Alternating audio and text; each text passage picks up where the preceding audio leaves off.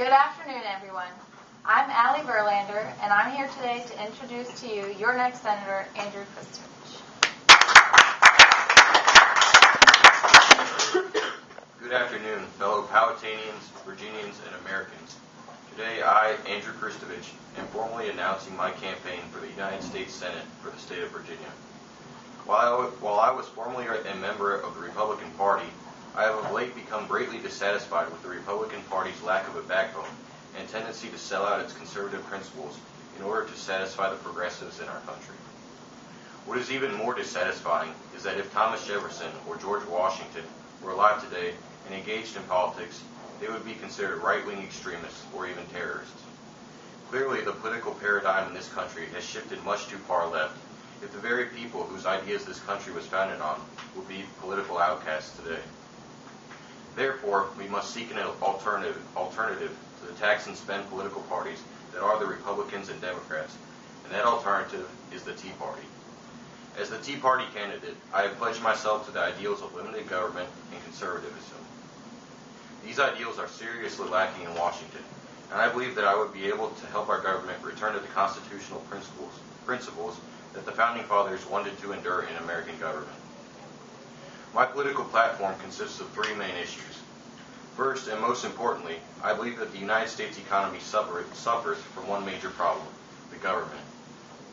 It takes whatever we make and then tells us how we can use the small amount of money it leaves us.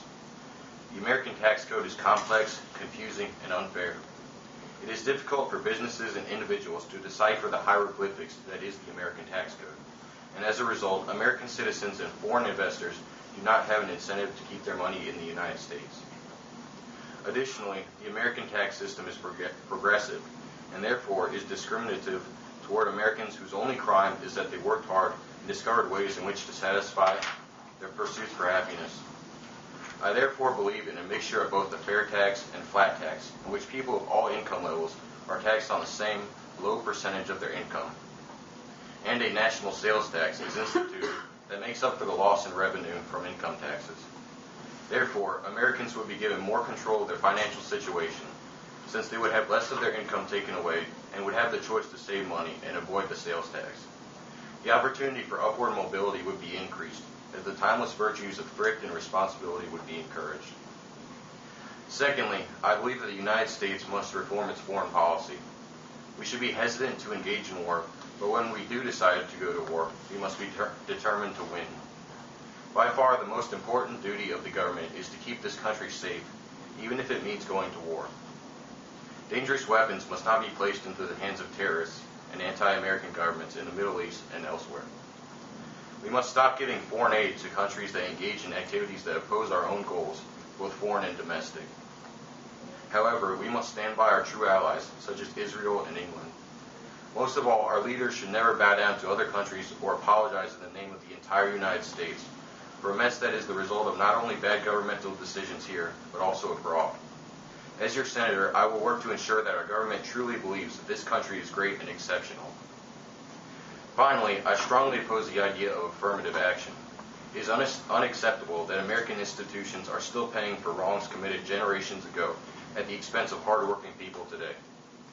Affirmative action has become most obstructive in the college acceptance process. It has become increasingly common that colleges weigh one's ethnic or racial background close to or as much as they weigh one's academic performance in deciding whether to admit a student or not. I believe that it would be my duty as your senator to make sure that universities that receive public funding must admit students solely based on their qualifications. Huzzah.